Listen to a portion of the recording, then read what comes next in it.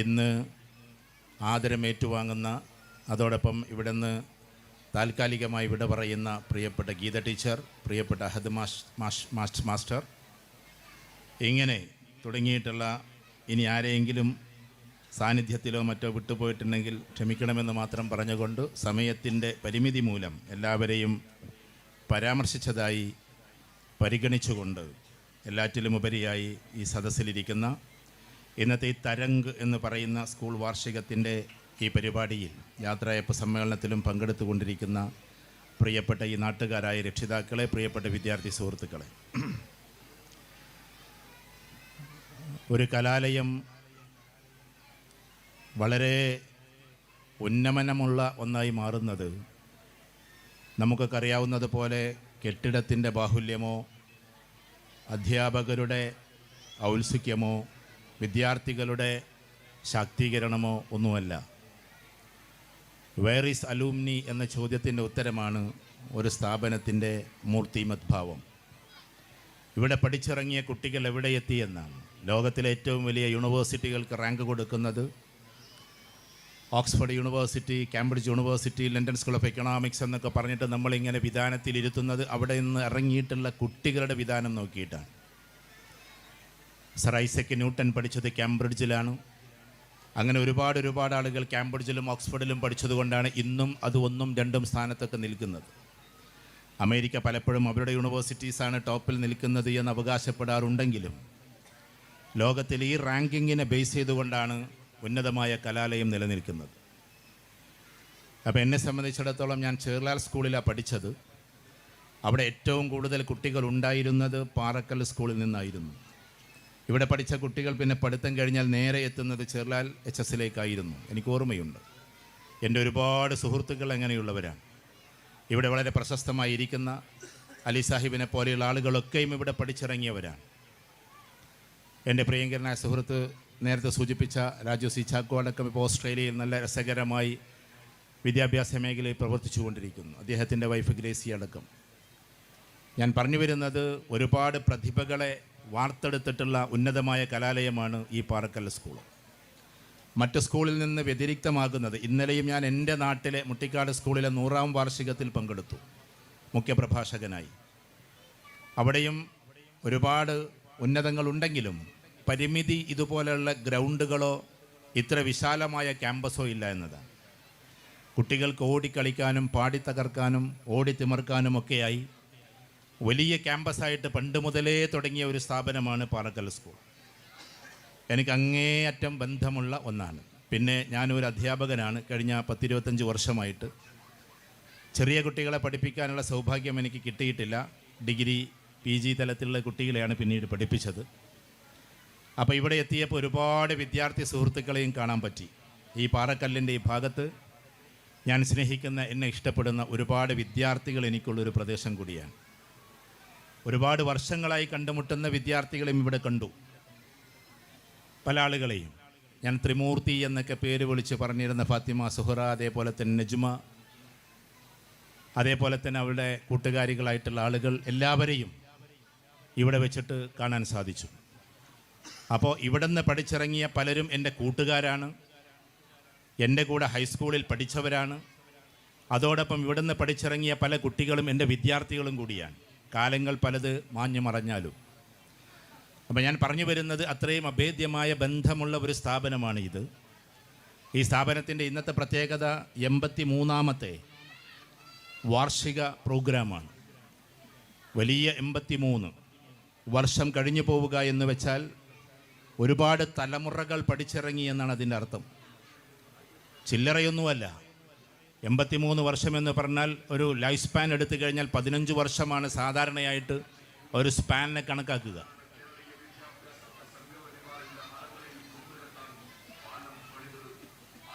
ഇപ്പോൾ രാഷ്ട്രീയത്തിൻ്റെ ഇതും തിരഞ്ഞെടുപ്പൊക്കെ ഉണ്ടായത് എൻ്റെ പ്രിയപ്പെട്ട സുഹൃത്ത് അമീൻ അടക്കം ഇവരൊക്കെ നിങ്ങൾ ഇവിടെ പഠിച്ചവരാണല്ലേ? ഇവിടെ പഠിച്ചവരാണോ? സുഹൃത്തുക്കളൊക്കെയാണ്. എൻ്റെ ഒരുപാട് സുഹൃത്തുക്കൾ ഇവിടെ ഇരിക്കുന്നുണ്ട്, വിദ്യാർത്ഥികൾ ഇരിക്കുന്നുണ്ട്. പിന്നെ ഇപ്പോൾ തെരഞ്ഞെടുപ്പിൻ്റെ ഗോധയുണ്ടായത് കൊണ്ട് ഒരുപാട് അനൗൺസ്മെൻറ്റ് വാഹനങ്ങൾ വ്യത്യസ്ത പാർട്ടിയുടേത് പോകും. അതൊക്കെ അങ്ങനെ തന്നെ നടക്കട്ടെ. അവർക്ക് നിർത്താൻ കഴിയില്ല. അവർക്ക് വേണ്ടി നമ്മൾ നിർത്തി കൊടുക്കാം. കാരണം അവർക്കാകെ കുറഞ്ഞ ദിവസമേ ഉള്ളൂ. അപ്പം ഞാൻ പറഞ്ഞു വരുന്നത്, നമ്മെ സംബന്ധിച്ചിടത്തോളം ഒരുപാട് ബന്ധങ്ങളുള്ളതാണെന്ന് പറഞ്ഞു. 83 വർഷം കഴിഞ്ഞു പോയ ഒരുപാട് കഥകൾ പറയാനുണ്ട് ഈ സ്ഥാപനത്തിന്. ചില്ലറ കാര്യമല്ല അത്. 83 വർഷമെന്ന് പറഞ്ഞാൽ അത് ചില്ലറയല്ല എന്ന് നമുക്കറിയാം. 15 വീതം എടുത്താൽ ഏകദേശം 5 തലമുറകൾക്കപ്പുറം ഇവിടെ നിന്ന് പഠിച്ചിറങ്ങി. ഓരോ വർഷത്തിലിറങ്ങിയവരല്ല, ഓരോ 15 വർഷത്തിനിടക്ക് ആയിരക്കണക്കിന് കുട്ടികളെ വാർത്തെടുക്കാൻ ഈ കലാലയത്തിന് സാധിച്ചു. അങ്ങനെ അവസാനം ഈ കലാലയത്തിൻ്റെ ഏറ്റവും ടോപ്പ് റേഞ്ചിൽ നിൽക്കുന്ന ഒരു അധ്യാപികയെ, അതോടൊപ്പമുള്ള ഒരു അധ്യാപകനെ ഇന്ന് നമ്മൾ യാത്രയാക്കുകയാണ്. ഈ യാത്രയാക്കുക എന്നത് പറയുമ്പോൾ ഞാനൊരു പ്രസംഗ രൂപത്തിലല്ലാതെ നിങ്ങളോട് പറഞ്ഞോട്ടെ, അധ്യാപകർക്ക് മാത്രമേ ഈ ലോകത്തിൽ അധ്യാപകരുടെ വിലയറിയൂ എന്നാണ് ഞാൻ മനസ്സിലാക്കിയിട്ടുള്ളത്. അതെന്താ അങ്ങനെ പറയുന്നത് എന്ന് ചോദിച്ചാൽ, അധ്യാപകൻ്റെ വേദനകളും അവൻ്റെ ആധിയും അവൻ്റെ ദുഃഖവും അവൻ്റെ സന്തോഷവും എല്ലാം വിദ്യാർത്ഥികളുമായി ബന്ധപ്പെട്ടിട്ടാണ്. അധ്യാപകനായാൽ മാത്രമേ ആ ഒരു വികാരം നമുക്കറിയൂ. ഈ ലോകത്തിലെ ഏറ്റവും വലിയ പൊസിഷൻ ഏതാണെന്നറിയോ? ഞാൻ പറയുന്നത് കരിയർ എന്ന ബേസിലല്ല, പൊസിഷൻ. ഒരു മനുഷ്യന് ആകാവുന്നതിൽ ഏറ്റവും ടോപ്പ് ഒരു അമേരിക്കൻ പ്രസിഡൻ്റ് ആവുക എന്നതല്ല, അല്ലെങ്കിൽ ഒരു രാജ്യത്തിൻ്റെ തലപ്പത്ത് നിൽക്കുക എന്നതല്ല. അമേരിക്കയുടെ പ്രസിഡൻ്റായിരുന്നു തോമസ് ജെഫേഴ്സൺ അവസാനത്തിൽ മരിക്കാൻ സമയത്ത് തൻ്റെ കൂട്ടുകാരോട് പറഞ്ഞത്, അമേരിക്കയുടെ പ്രസിഡൻ്റായിരുന്നു എന്ന് എൻ്റെ ശവക്കല്ലറയിൽ എഴുതി വെക്കരുത്. സാധാരണ ഈ ലോകത്തിൽ ഏറ്റവും ടോപ്പായി ഇന്നും നമ്മളതിൻ്റെ കെടുതികൾ അനുഭവിച്ചുകൊണ്ടിരിക്കുകയാണ്. അമേരിക്കൻ പ്രസിഡന്റുമാരെന്ന് പറഞ്ഞാൽ അതെല്ലാറ്റിൻ്റെയും സർവാധിപതിയാണ് എന്ന രൂപത്തിലാണ് പെരുമാറ്റം. പക്ഷെ അങ്ങനെ ഒരു പ്രസിഡൻ്റായിരുന്നിട്ടും മരിക്കാൻ സമയത്ത് തൻ്റെ കൂട്ടുകാരോട് ഒരു വസിയത്ത് പോലെ പറഞ്ഞു വെച്ചത്, അമേരിക്കൻ പ്രസിഡൻ്റായിരുന്നു എന്ന് എഴുതി വെക്കരുത്, പകരം എൻ്റെ കല്ലറയിൽ എഴുതി വെക്കേണ്ടത് ഞാൻ ഇന്ന യൂണിവേഴ്സിറ്റിയുടെ ഒരു സേവകനായിരുന്നു എന്നതാണ്. അങ്ങനെയാണ് ഇന്നും തോമസ് ജെഫേഴ്സൻ്റെ ആ ഒരു ശവക്കല്ലറയിൽ എഴുതി വെച്ചിട്ടുണ്ട്, here was buried mister Thomas Jefferson is A founder of Virginia university എന്ന്. വെർജീനിയ യൂണിവേഴ്സിറ്റിയുടെ ഒരു മെമ്പറായിരുന്നു എന്നാണ് അദ്ദേഹം എഴുതി വെക്കാൻ പറഞ്ഞത്. ഞാൻ പറഞ്ഞു വരുന്നത്, എല്ലാറ്റിനേക്കാളും വലിയ പൊസിഷൻ എന്ന് പറഞ്ഞാൽ അത് വിദ്യാഭ്യാസം മറ്റുള്ളവർക്ക് നുകർന്നു കൊടുത്തവർ തന്നെയാണ്. ഇതിൽ ജഡ്ജ് മുതൽ ഡോക്ടേഴ്സ് വരെ ഇരിക്കുന്നുണ്ടാകാം, എൻജിനീയേഴ്സ് ഉണ്ടാകാം, ബിസിനസ്സുകാരുണ്ടാകാം. എല്ലാ ആളുകളെയും പഠിപ്പിച്ചു വിടുന്നത് ആരാണ്? അധ്യാപകരാണ്. ഏത് കലക്ടറെയും പഠിപ്പിച്ചു വിടുന്നത് അധ്യാപകനാണ്. ഏത് പ്രസിഡന്റിനെയും പഠിപ്പിച്ചു വിടുന്നത് അധ്യാപകനാണ്. നമ്മുടെ APJ അബ്ദുൽ കലാം നമ്മുടെ പ്രസിഡൻ്റായിരുന്നു എന്ന് നമുക്കറിയാം.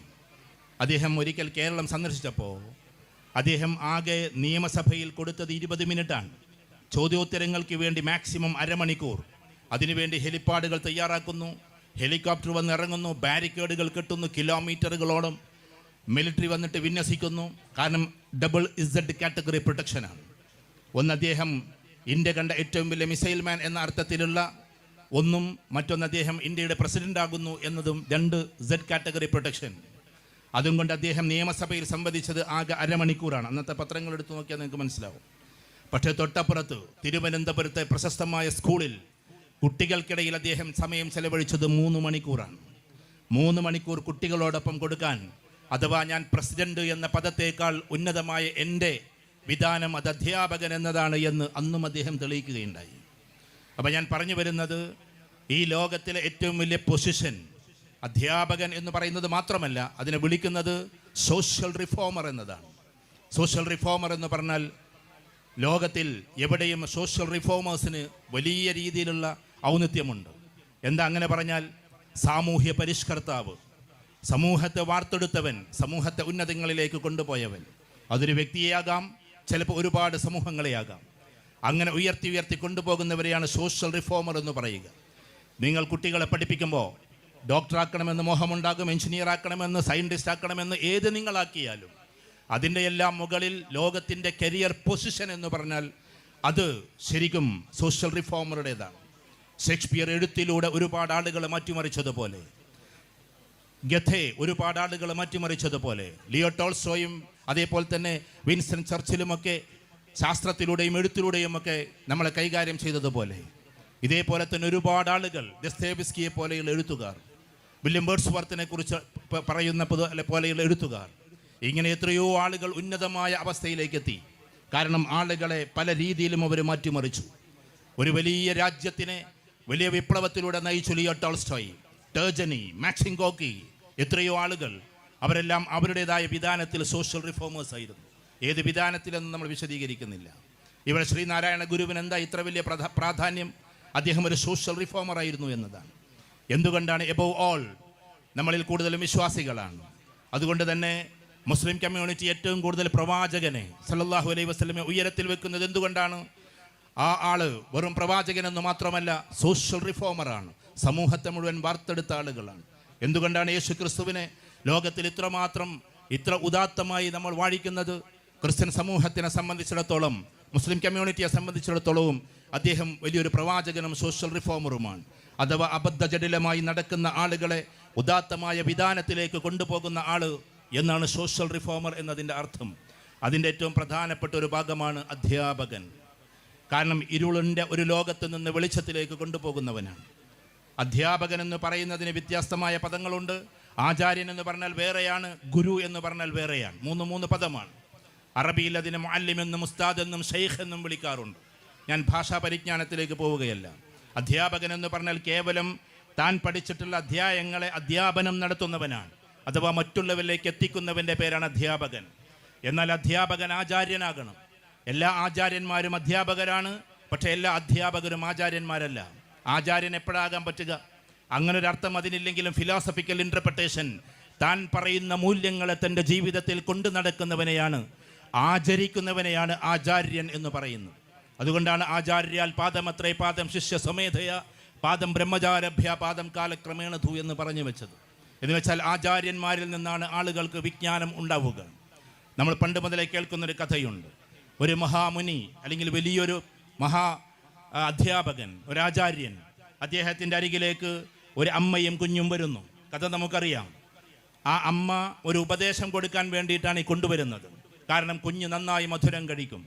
അങ്ങനെ അവിടെ എത്തിയിട്ട് ഉപദേശിക്കണം, ഗുരുജി എൻ്റെ മകൻ നന്നായി മധുരം കഴിക്കും, മധുരം ഇങ്ങനെ ഓവറായി അവൻ്റെ പ്രകൃതം മാറുന്നു എന്ന് പറഞ്ഞപ്പോൾ, അടുത്ത ആഴ്ച വന്നോളൂ ഞാൻ അവനെ ഉപദേശിക്കാമെന്നാണ് പറഞ്ഞത്.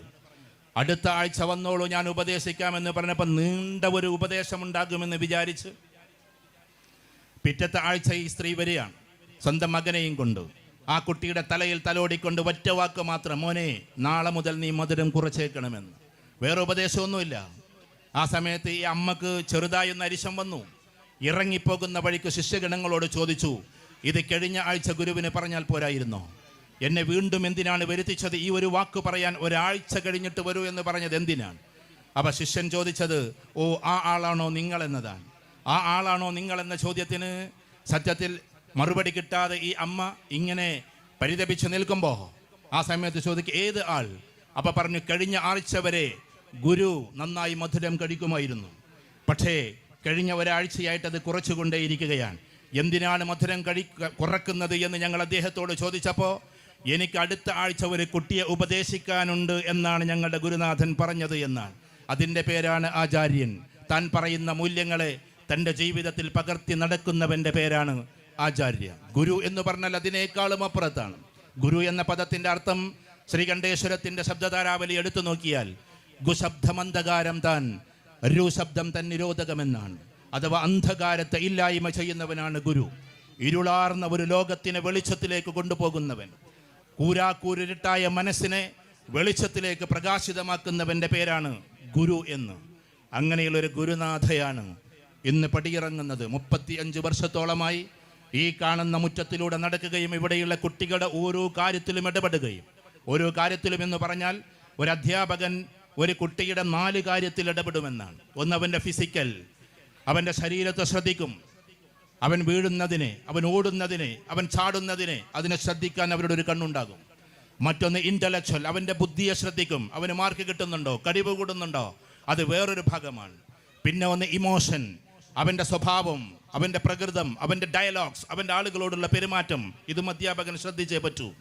മറ്റൊന്ന് അവൻ്റെ ആത്മീയത, അഥവാ അവൻ ആളുകളോട് നല്ല രീതിയിലാണോ വർത്തിക്കുന്നത്, അവൻ മാതാപിതാക്കളോട് നല്ല രീതിയിലാണോ വർത്തിക്കുന്നത്, അവൻ സഹജീവികളോട് നല്ല രീതിയിലാണോ വർത്തിക്കുന്നത്, അവൻ ഇതര സമൂഹങ്ങളോട് നല്ല രീതിയിൽ സ്നേഹത്തോടു കൂടിയാണോ വർത്തിക്കുന്നത്. ഇതവൻ്റെ ആത്മഭാവമാണ്. ഈ 4 ഭാവങ്ങളുണ്ട് ഒരു കുട്ടിക്ക്.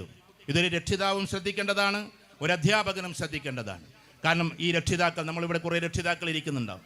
ഒരിക്കലും പ്രിയപ്പെട്ട രക്ഷിതാക്കളെ നിങ്ങൾ കുട്ടികളെ ഈ 4 കാര്യങ്ങൾ ശ്രദ്ധിക്കാതെ വിടരുത്. അവരുടെ ഫിസിക്കൽ ഗ്രോത്ത്, അവരുടെ ഇൻ്റലക്ച്വൽ ഗ്രോത്ത്, അവരുടെ emotional growth and spiritual growth. ഈ 4 കുറിച്ചാണ് ഈ ലോകം വിധി എഴുതിയിട്ടുള്ളത്. ഈ 4 പ്രധാനമാണ്.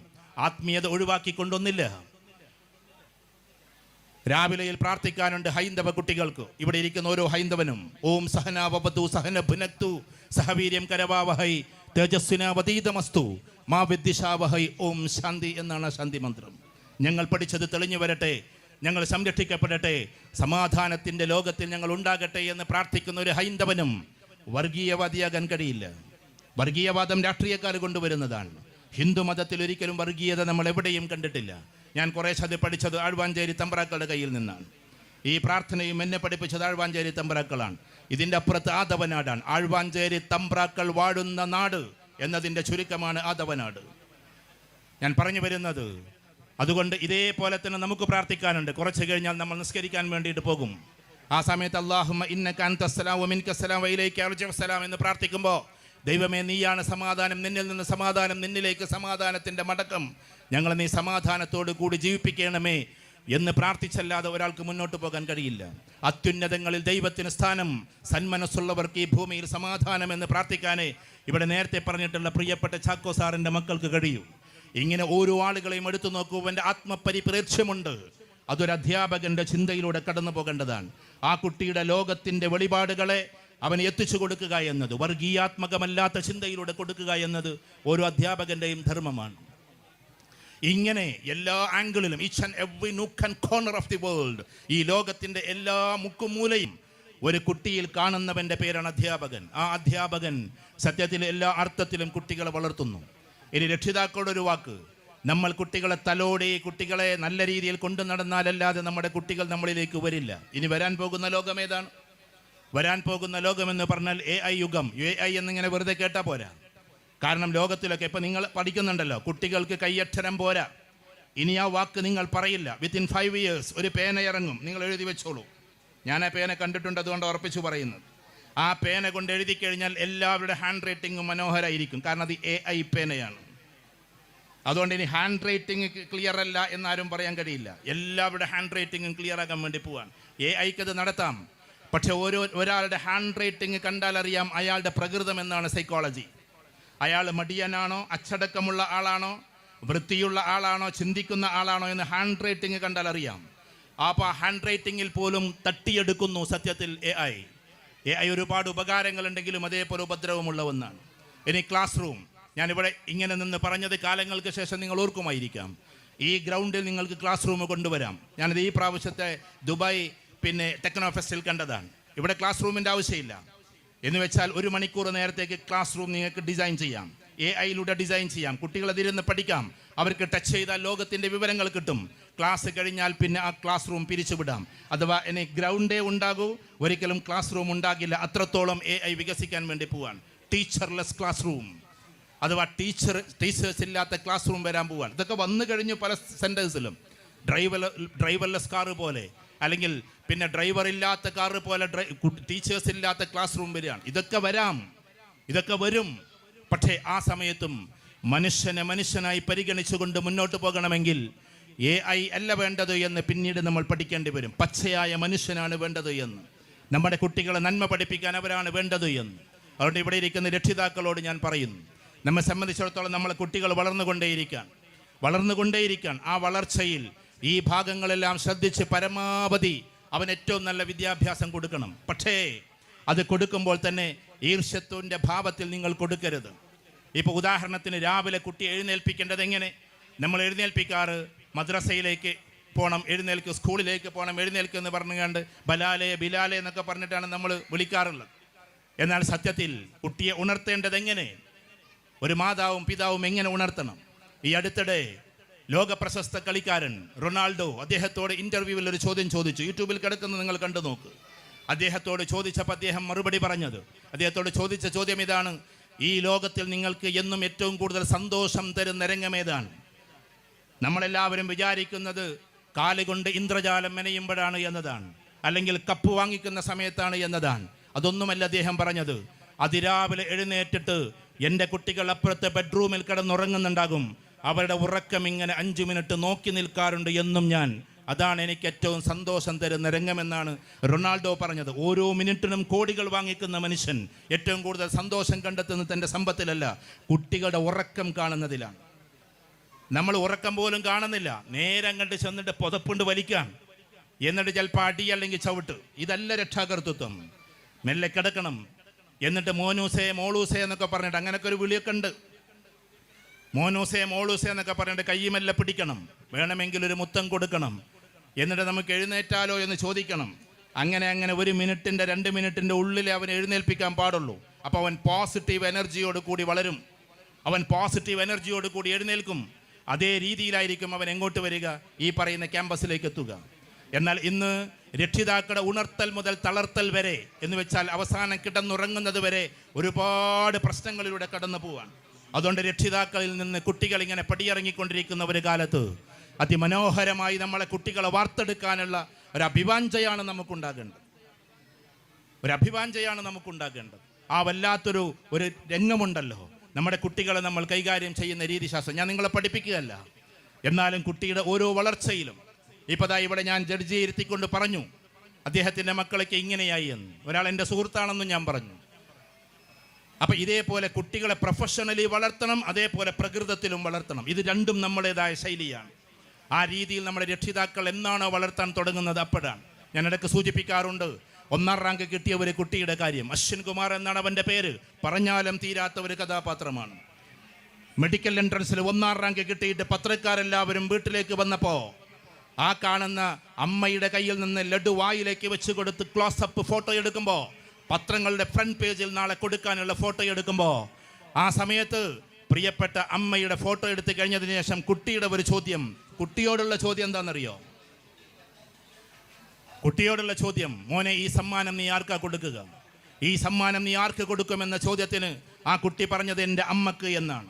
ഉടനെ തന്നെ പത്രക്കാരുടെ ചോദ്യം, is your mother A doctor, നിന്റെ അമ്മ ഡോക്ടറാണോ എന്ന്. ഉടനെ തന്നെ പറഞ്ഞു, അല്ല, വീട്ടിൽ നിന്ന് തിരിയുന്ന ഒരു പാവം സ്ത്രീയാണ്. പിന്നെ എന്താ മോനെ അമ്മക്ക് നീ കൊടുക്കുന്നത് എന്ന ചോദ്യത്തിന് പത്രക്കാരെ അന്തിപ്പിച്ചുകൊണ്ട് അന്ന് അശ്വിൻ കുമാർ പറഞ്ഞ മറുപടിയാണ് നമ്മുടെ കുട്ടികൾ നമ്മളെക്കുറിച്ച് പറയേണ്ടത്. ആ കുട്ടി അന്ന് പറഞ്ഞത്, രാത്രി 2 മണിക്ക് എഴുന്നേറ്റിട്ട് പഠിക്കാനിരിക്കുന്ന എൻ്റെ കൺമുമ്പിൽ കട്ടൻ ചായ കൊണ്ടുവന്ന് വെച്ച് എൻ്റെ നെറ്റിയിൽ ഉമ്മ വെച്ച് കാത്തിരിക്കുന്ന എൻ്റെ അമ്മക്ക് എൻ്റെ 1ാം റാങ്ക് എന്നതാണ്. പഠിക്കുന്ന കുട്ടികളെ നട്ടപ്പാതിര നേരത്ത് പോലും തിരുനെറ്റിയിൽ ചുംബനം കൊടുത്ത് കാത്തിരിക്കുന്ന അമ്മമാർ, കാത്തിരിക്കുന്ന ഉമ്മമാർ, അതാണ് കുട്ടികൾ പ്രതീക്ഷിക്കുന്നത്. ആ ഒരവസ്ഥയിലേക്ക് നമ്മുടെ കുട്ടികളെ വളർത്തിക്കൊണ്ടുപോകാൻ നമുക്ക് സാധിക്കണം രക്ഷിതാക്കൾക്ക്. കുട്ടികൾക്ക് സാധിക്കേണ്ടത് എങ്ങനെയാണെന്നറിയോ? മര്യാദപൂർവ്വം നമ്മുടെ കുട്ടികൾ നമ്മളോട് പെരുമാറുന്നൊരവസ്ഥയിലേക്ക് നമ്മൾ അവരെ ആംഗിളിനെ തിരിച്ചുവിടണം. കോഴിക്കോട് ഒരു എഞ്ചിനീയർ വിദ്യാർത്ഥി, എനിക്കറിയാവുന്ന ഒരു കുട്ടിയാണ്. അവനൊരുപാട് പഠിച്ചു, എൻ്റെ കൂടെ ഒരു യാത്രക്കുണ്ടായിരുന്നു. ആ കുട്ടി പഠിച്ച് വലുതായി, അവസാനം അവന് ആദ്യത്തെ സാലറി കിട്ടി, ജോലി കിട്ടിയിട്ട് 25,000 30,000 ആദ്യത്തെ സാലറി. അതവൻ ഉമ്മയുടെ കയ്യിൽ കൊണ്ടുപോയി കൊടുക്കുകയാണ്. എന്നിട്ട് ഉമ്മയോട് പറയണം, ഉമ്മ നിങ്ങളത് ഉപ്പൻ്റെ കയ്യിൽ കൊടുത്തേക്കിൻ. ഇങ്ങനൊന്നും ചെയ്യണമെന്ന് നിർബന്ധമൊന്നുമല്ല, പക്ഷെ മര്യാദയുള്ള കുട്ടിയായതുകൊണ്ട് അത് ചെയ്യാൻ. ഇന്നങ്ങനെ ഉണ്ടാകുമോ കുട്ടികളെ നമ്മൾ ചിന്തിച്ച് നോക്കുക. ഉമ്മയോട് പറയണം, ഉമ്മ നിങ്ങളത് ഉപ്പാക്ക് കൊടുക്കിൻ. അപ്പോൾ ഉമ്മ സന്തോഷത്തിൽ പറയണം, മോനെ ഇത്രയും നിന്നെ പഠിപ്പിച്ച് വലുതാക്കിയില്ലേ, അതുകൊണ്ട് നീ തന്നെ കൊടുക്ക്, ഉപ്പയ്ക്ക് എന്തൊരു സന്തോഷമാകും. ആ സമയത്ത് ഈ കുട്ടി പറഞ്ഞ മറുപടി എന്താണെന്നറിയോ? ഉമ്മ, ഞാൻ ഇതുവരേക്കും മിഠായിക്ക് പൈസ വാങ്ങിച്ചപ്പോൾ, ട്യൂഷന് വേണ്ടിയിട്ട് ഫീസ് വാങ്ങിച്ചപ്പോൾ, സ്കൂളിലെ ഫീസ് വാങ്ങിച്ചപ്പോഴൊക്കെ എൻ്റെ കൈ താഴെയും എൻ്റെ പിതാവിൻ്റെ കൈ മുകളിലുമായിരുന്നു. ഇന്ന് ഞാൻ സാലറി ഇങ്ങനെ കൊടുക്കുമ്പോൾ എൻ്റെ കൈ മുകളിലായി പോകും, എൻ്റെ ഉപ്പയുടെ കൈ താഴെയായി പോകുമെന്നതാണ്. ഞാൻ പഴയ കഥയല്ല പറയുന്നത്. ഇപ്പോൾ കോഴിക്കോട് ജീവിച്ചിരിക്കുന്ന NITയിൽ പഠിച്ച ഒരു കുട്ടിയുടെ കഥയാണ് ഞാൻ നിങ്ങളോട് പറയുന്നത്. ഇങ്ങനെ മാതാപിതാക്കളെ ഇത്രമാത്രം സ്നേഹിക്കണമെന്ന്, ഇത്രമാത്രം ആദരിക്കണമെന്ന്, അതാണ് നമ്മൾ പഠിപ്പിക്കണം. നമ്മൾ മക്കളെ നമ്മൾ പഠിപ്പിച്ച് വലിയ ഡോക്ടേഴ്സാക്കും, വലിയ എഞ്ചിനീയേഴ്സാക്കും. അവർ ഭാവിയിൽ സ്വിറ്റ്സർലാൻഡിലേക്ക്, ഇന്ന് ഇവിടെ ഖത്തറിലും സൗദിയിലും അതേപോലെ തന്നെ UAEയിലുമൊക്കെ നമ്മളിവിടെ കേൾക്കുന്നത് പോലെ, നാളെ തെക്കൻ ജില്ലയിലൊക്കെ കേൾക്കുന്നത് പോലെ, എൻ്റെ മകൻ ഫ്രാൻസിലാണ്, ഇവൻ ഇറ്റലിയിലാണ്, അവൻ ജർമ്മനിയിലാണ്, ഇവൻ സ്വിറ്റ്സർലാൻഡ്സിലാണ്, അവൻ നെതർലാൻഡ്സിലാണ് എന്ന് പറയുന്നൊരു കാലം അത് വിദൂരമല്ല. അത്രമാത്രം കുട്ടികൾ പോയിക്കൊണ്ടിരിക്കുകയാണ്. അങ്ങനെ പറഞ്ഞു വിട്ടിട്ട് അവസാനം ഉമ്മയെ അല്ലെങ്കിൽ അമ്മയെ വൃദ്ധസദനത്തിലേക്കാക്കുന്നു. ഫ്രഞ്ച് കഥയുണ്ടല്ലോ, അതിമനോഹരമായൊരു കഥ. ആ കഥയിൽ ഒരു ടീച്ചർ ഇതേപോലെ മകനെ പഠിപ്പിച്ച് ഡോക്ടറാക്കി വിദേശ രാജ്യത്തേക്ക് അയക്കുന്നു. അവസാനം മകൻ അവിടെ നിന്ന് കത്തെഴുതുകയാണ്. അന്ന് കത്തെഴുത്താണ് ഗ്രന്ഥത്തിൽ കാണുന്നത്.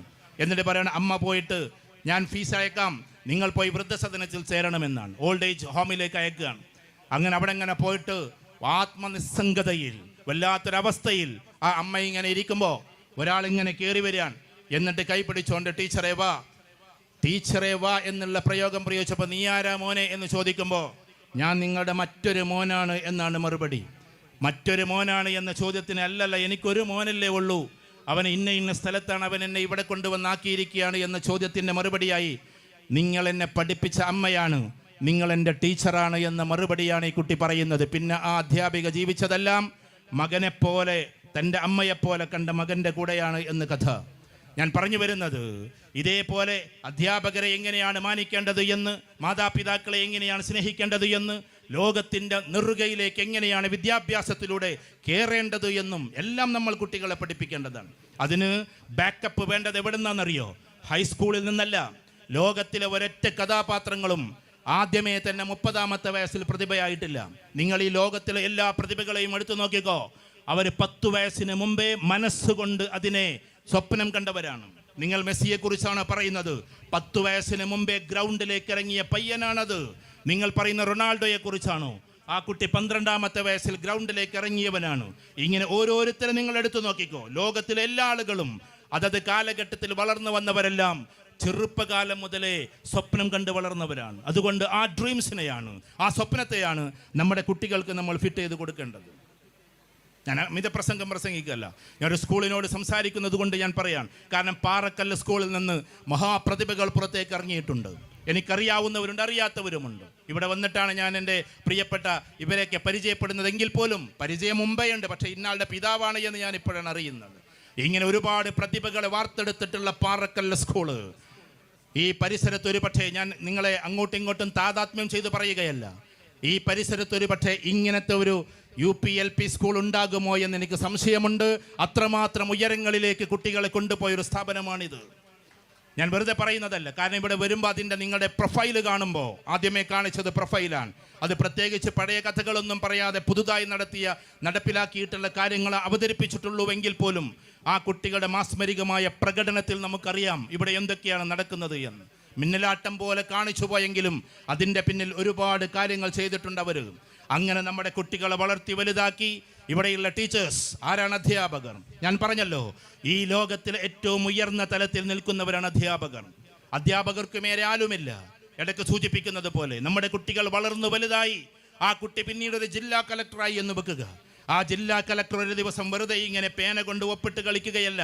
അവൻ ഔദ്യോഗികമായിട്ട് ഫയലുകളിൽ ഒപ്പിടുന്ന സമയത്ത് അറിയാതെ പുറത്തേക്ക് നോക്കുമ്പോൾ തന്നെ പഠിപ്പിച്ച അധ്യാപകൻ നടന്നു പോവാണ്. 2ാം ക്ലാസ്സിൽ അക്ഷരങ്ങൾ ചേർത്ത് പഠിപ്പിച്ച ആ അധ്യാപകൻ കടന്നു പോകുമ്പോൾ സ്റ്റാഫിനോട് പറയും എൻ്റെ അധ്യാപകനായി വിളിപ്പിക്കുകയെന്ന്. അങ്ങനെ അവിടെ പോയിട്ട് സ്റ്റാഫ് എന്താ പറയുന്നറിയോ? സാറേ, നിങ്ങളുടെ സാറ് വിളിക്കുന്നു എന്നാണ്. ഇതിലാരാണ് ഏറ്റവും ടോപ്പ് സാറെന്ന ആൾക്കറിയില്ല. അങ്ങനെ ഈ സാറ് വരുന്നു. എന്നിട്ട് ഇങ്ങനെ വരുമ്പോൾ കലക്ടറേമാൻ തൻ്റെ ചെയറിൽ നിന്ന് എഴുന്നേൽക്കുന്നു. ഉറപ്പാണ് എഴുന്നേറ്റിരിക്കും.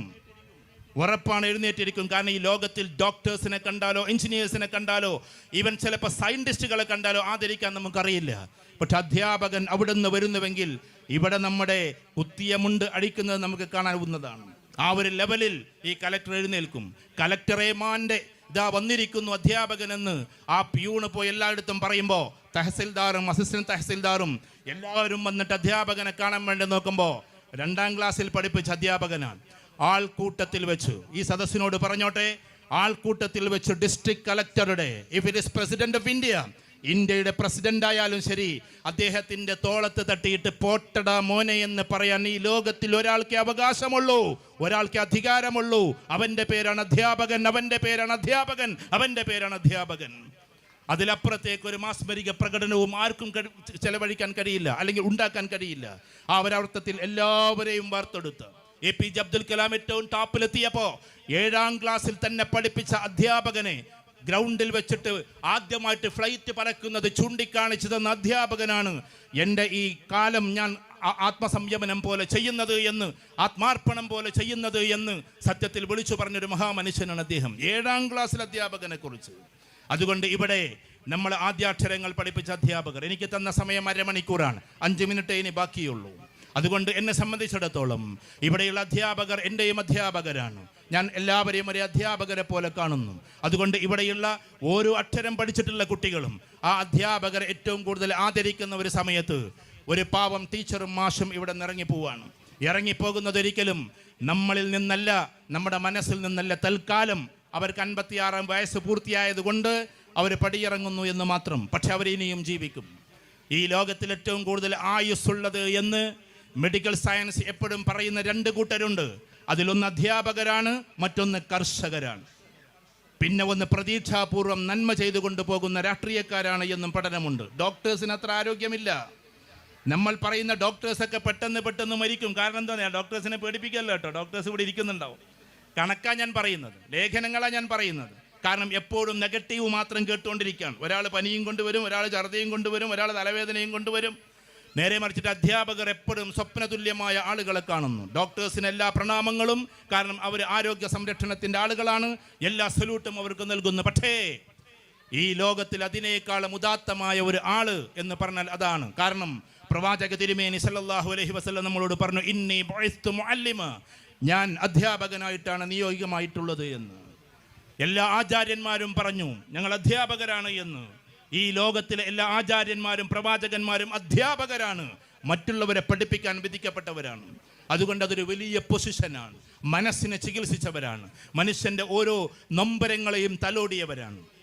അങ്ങനെയുള്ള ഒരു ടീച്ചർ ഇവിടെ നിറങ്ങിപ്പോകുന്നു. പ്രിയപ്പെട്ട അറബിക് സാറും അഹദ് സാറും ഇവിടെ നിറങ്ങിപ്പോവാണ്. ഞാൻ എപ്പോഴോ സൂചിപ്പിച്ചിട്ടുണ്ട്, ഓരോ സാറന്മാരും ഐതിഹാസികമായി ജീവിച്ചവരാണ് എന്ന്. ഞാൻ എൻ്റെ അബ്ദുള്ള മാഷെക്കുറിച്ച് പറഞ്ഞത് എപ്പോഴോ വൈറലായതുപോലെ. കോഴിക്കോട് പ്രസംഗിച്ചുകൊണ്ടിരിക്കുമ്പോൾ എന്നെ അറബിക്കിനെ പഠിപ്പിച്ചിട്ടുള്ള അബ്ദുള്ള സാർ അവിടെ സദസ്സിലുള്ളത് എനിക്കറിയില്ല. കാരണം അത്രയും ജനങ്ങളിരിക്കുന്ന ഓഡിയൻസ്. പക്ഷേ ഞാൻ പറഞ്ഞ് മെല്ലെ പറഞ്ഞു, എനിക്കൊരു അബ്ദുള്ള സാർ ഉണ്ടായിരുന്നു. കോഴിക്കോട് പരിപാടി. അബ്ദുള്ള സാറിൻ്റെ പിന്നെ ഇതെന്ന് പറഞ്ഞിട്ടുണ്ടെങ്കിൽ എടവണ്ണയിലെ വീട്. അദ്ദേഹം ഈ ഹൈസ്കൂളിലെ ചെറുലാൽ ഹൈസ്കൂൾ അറബിക് അധ്യാപകനായിരുന്നു. എനിക്ക് ഓർമ്മയുണ്ട്, ഒരു കുട്ടിയെയും എടുത്തുകൊണ്ട് ഓടുന്ന അധ്യാപകനായിട്ടുള്ള ആളെ, ആക്സിഡന്റ് പറ്റിയിട്ട് ചതഞ്ഞരഞ്ഞ് കിടക്കുന്ന ആളെ എടുത്തോണ്ട് പോയത് ജാവൽ ത്രോയിൽ ജാവലോടിയിട്ട് കാലിലേക്ക് പതിഞ്ഞിട്ട് ഗ്രൗണ്ടിലൂടെ എൻ്റെ കുട്ടി എന്ന് പറഞ്ഞ് ഓടുന്ന അബ്ദുള്ള മാഷെ. അതുപോലെയുള്ള മാഷ തന്നെയാണ് അഹദ് മാഷും, അതുപോലെയുള്ള ടീച്ചറാണ് ഗീത ടീച്ചറും എന്നാണ് ഞാൻ മനസ്സിലാക്കിയിട്ടുള്ളത്. അതുകൊണ്ട് ഇത് കേവലം അധ്യാപകരല്ല. അധ്യാപകരൊരിക്കലും കേവലം അധ്യാപകരല്ല. അവരെല്ലാവരും ഉദാത്തമായ ആളുകളാണ്. അവർക്ക് തുല്യമായ ആരുമില്ല. ഞാൻ അവസാനിപ്പിച്ചു കൊള്ളട്ടെ. ഇവിടുത്തെ രക്ഷിതാക്കളോട് വീണ്ടും വീണ്ടും പഠിപ്പിച്ചുകൊണ്ടേയിരിക്കുക. നമ്മുടെ കുട്ടികളെ ഉന്നതിയിലേക്ക് കൊണ്ടുപോകണമെങ്കിൽ ഒരുപാട് കാര്യങ്ങൾ നമ്മൾ അറിയേണ്ടതുണ്ട്. അതെല്ലാം അറിഞ്ഞിട്ട് കാലോചിതമായ രക്ഷിതാവായി മാറുക. അങ്ങനെ നമ്മുടെ കുട്ടികൾ എത്ര ടോപ്പിലെത്തിയാലും ഈ 4 കാര്യങ്ങൾ പൂർത്തീകരിക്കുന്നവരാകട്ടെ. അഥവാ തൻ്റെ ഫിസിക്കലി അവർ നോക്കണം, ഇന്റലക്ച്വലി ടോപ്പിലെത്തണം, ഇമോഷണലി ആളുകളോട് വലിയ ബന്ധങ്ങൾ ഉണ്ടാകണം. അപ്പോൾ അതാ രാഷ്ട്രീയത്തിൻ്റെ ഏറ്റവും വലിയ പ്രസരിപ്പ് നടന്നുകൊണ്ടേയിരിക്കുകയാണ്. പലർക്കും പല പാർട്ടി ഉണ്ടാകാം. പക്ഷേ ഇവിടെ ഏതൊക്കെയോ രാഷ്ട്രീയക്കാർ, ഇന്ന രാഷ്ട്രീയമെന്ന് ഞാൻ പറയുന്നില്ല. കാരണം ഞാനൊരു രാഷ്ട്രീയത്തിലും പ്രത്യേകിച്ച് ഏതെങ്കിലും പിന്നെ ഒരു ലീഡറോ അല്ലെങ്കിൽ ഒരു മെമ്പറോ അല്ല. ഒന്നിലും ഞാൻ മെമ്പർഷിപ്പ് എടുത്തിട്ടില്ല. ഒരു സംഘടനയിലും ഞാൻ മെമ്പറല്ല, ഒരു രാഷ്ട്രീയത്തിലും ഞാൻ മെമ്പറല്ല. മെമ്പറല്ല എന്ന് പറഞ്ഞാൽ പഞ്ചായത്ത് മെമ്പറല്ല എന്നല്ല, വെറും മെമ്പർഷിപ്പ് പോലും എനിക്കില്ല. അതുകൊണ്ട് ഞാൻ ധൈര്യപൂർവ്വം പറഞ്ഞോട്ടെ, രാഷ്ട്രീയത്തിൻ്റെ പേര് പറഞ്ഞ് പരസ്പരം അങ്ങോട്ടും ഇങ്ങോട്ടും കടിച്ചു കീറാതിരിക്കുക. അതിനേറ്റവും ഉദാത്തമായ കലാലയമാണ് പൊതുവിദ്യാലയം. പൊതുവിദ്യാലയത്തിൻ്റെ പ്രത്യേകത എന്താണെന്നറിയോ? വലത്തിരിക്കുന്നവൻ, ഞാനും പൊതുവിദ്യാലയത്തിൽ പഠിച്ച ആളാണ്. എൻ്റെ ഇപ്പുറത്ത് ബാലകൃഷ്ണനായിരുന്നു, ഇപ്പുറത്ത് സുധീറായിരുന്നു, അപ്പുറത്താകട്ടെ പ്രിയപ്പെട്ട മാധവായിരുന്നു. എൻ്റെ കൂട്ടുകാർ ഇതേപോലെ തന്നെ ഭാസ്കരൻ മേൽപ്പത്തൂരും അതേപോലെ തന്നെ ഉണ്ണികൃഷ്ണൻ മേൽപ്പത്തൂരുമായിരുന്നു. ഇങ്ങനെ ഒരുപാട്, പ്രവീൺ എൻ്റെ ഏറ്റവും പ്രിയപ്പെട്ട കൂട്ടുകാരനാണ്. ഇങ്ങനെയുള്ള കൂട്ടുകാരുടെ തോളത്ത് കൈയിട്ട് കൊണ്ട് പോകണമെങ്കിൽ നമ്മൾ എന്നും പഠിക്കേണ്ടത് സത്യത്തിൽ പൊതുവിദ്യാലയങ്ങളിലാണ്. മറ്റിടത്തില്ല എന്ന് ഞാൻ പറയുന്നില്ല. പക്ഷേ ഇവിടെ വർഗീയത എന്തെന്ന് ആർക്കും അറിയില്ല. അതുകൊണ്ട് തന്നെ അങ്ങനെ ഒരു ചിന്തയും ആർക്കും ഉണ്ടാകില്ല. അങ്ങനെ ഏറ്റവും സ്നേഹോഷ്മളമായി പോയ ഈ ക്യാമ്പസിന് ഇനിയും ഒരുപാട് നാളുകൾ മുന്നോട്ട് പോകാനുള്ള ആ ഏറ്റവും വലിയ ഔന്നത്യമുണ്ടാകട്ടെ എന്ന പ്രാർത്ഥനയോടെ ഇന്ന് പടിയിറങ്ങുന്ന പ്രിയപ്പെട്ട ടീച്ചർക്ക്, പ്രിയപ്പെട്ട സാറിന് 1000 ആരോഗ്യ മേഖലയിലെ എല്ലാ ഉന്നതിയും പ്രാർത്ഥിച്ചുകൊണ്ട് ആ സമയത്ത് ഏതോ ഒരു വരി പോലെ നമ്മുടെ മനസ്സിൽ മാഞ്ഞു പോകുന്നത് ചിലപ്പോൾ നിങ്ങളൊക്കെ കേട്ട കവിത പോലെ, ചൂടാതെ പോയി നീ നിനക്കായി ഞാൻ എൻ്റെ ചോര ചാറി ചുമപ്പിച്ച പനനീർ പൂവുകൾ കാണാതെ പോയി നീ നിനക്കായി തുടിക്കുമെൻ തന്ത്രികൾ എന്ന് പറഞ്ഞതുപോലെ ഇവിടുത്തെ ടീച്ചർമാരുടെ ഇന്നത്തെ മനസ്സിനെ നിങ്ങൾ കാണണേ. 35 വർഷം കഴിഞ്ഞ് പടിയിറങ്ങുമ്പോൾ അഹദ് സാറും അതേപോലെ തന്നെ 35 വർഷം കഴിഞ്ഞിട്ട് പടിയിറങ്ങുമ്പോൾ നമ്മൾ ചിന്തിക്കേണ്ടത്. അവർക്ക് ഒരുപാട് കാര്യങ്ങൾ നമ്മളോട് പറയാനുണ്ട്. പക്ഷേ മിനിറ്റുകൾ വെച്ച് അവർ പറയുമ്പോൾ, ചൂടാതെ പോയി നീ, നിനക്കായി ഞാൻ എൻ്റെ ചോര ചാറി ചുമപ്പിച്ച പനനീർ പൂവുകൾ കാണാതെ പോയി നീ, നിനക്കായി തുടിക്കുമൻ തന്ത്രികൾ എന്ന് പറയുന്ന കവിത പോലെ നമ്മളത് കാണാതെ പോകരുതേ. ഏറ്റവും മനോഹരമായി അവരുടെ വേദനകളെ, അവരെ ഇന്നലകളെ ശാംസീകരിച്ചുകൊണ്ട്, അവർക്ക് ബിഗ് സല്യൂട്ടുകൾ ചെയ്തുകൊണ്ട് അവരെ നല്ല പോലെ യാത്രയാക്കാനും നമ്മുടെ കുട്ടികൾക്ക് ഇനിയും ഇനിയും ഉയരങ്ങളിലേക്ക് പോകാനും നമുക്ക് ഉദാത്തമായ രക്ഷിതാക്കളാകാനും സാധ്യമാകട്ടെ എന്ന പ്രാർത്ഥനയോടെ, എൻ്റെ പ്രിയങ്കരനായ സുഹൃത്ത് കൂടിയാണ് ഇതിൻ്റെ മാനേജർ, പ്രിയപ്പെട്ട നമുക്കൊക്കെ അറിയാവുന്ന അദ്ദേഹം. നമുക്കൊക്കെ അറിയാം, ഞങ്ങൾ UAE പോകുമ്പോൾ ഇവിടെ വരുമ്പോഴൊക്കെ ഒന്നിച്ചൊരുപാട് ഇരിക്കാറുണ്ട്, സംസാരിക്കാറുണ്ട്. അദ്ദേഹത്തിൻ്റെ വെട്ടിച്ചിറയിലുള്ള വീട്ടിൽ എന്നെ കൊണ്ടുപോയി മണിക്കൂറുകളോളം മീറ്റിങ്ങുകൾ നടത്താറുണ്ട്. അതിമനോഹരമായ നല്ല സെറ്റപ്പുകൾ നടത്തിയിട്ടുള്ള മാനേജ്മെൻറ്റിനും എല്ലാവർക്കും ഭാവുകങ്ങൾ. അധ്യാപകർ എന്ന് പറയുന്ന ആളുകൾ ഇനിയും ഇവിടെയുണ്ട്. അതുകൊണ്ട് അവരെ കൊച്ചാക്കരുതേ, അവരുടെ മുമ്പിൽ വെച്ച് കുട്ടികളോട് മോശമായത് പറയരുതേ, കുട്ടികളുടെ മുമ്പിൽ വെച്ച് രക്ഷിതാക്കളോട് മോശമായത് പറയരുതേ. എന്നും ഉന്നതമായ അവസ്ഥയിൽ ഉയർന്നു പോകട്ടെ എന്ന പ്രാർത്ഥനാപൂർവം ഞാൻ എൻ്റെ വാക്കുകൾ ഉപസംഹരിക്കുന്നു. ഈ യാത്രയയപ്പിനും ഈ 83ാം വാർഷികത്തിനും ഔപചാരികമായ ഉദ്ഘാടനം സ്നേഹത്തിൻ്റെ പേരിൽ നിർവഹിച്ചുകൊണ്ട് ഞാൻ എൻ്റെ വാക്കുകൾ ഉപസംഹരിക്കുന്നു. ജയ് ഹിന്ദ്.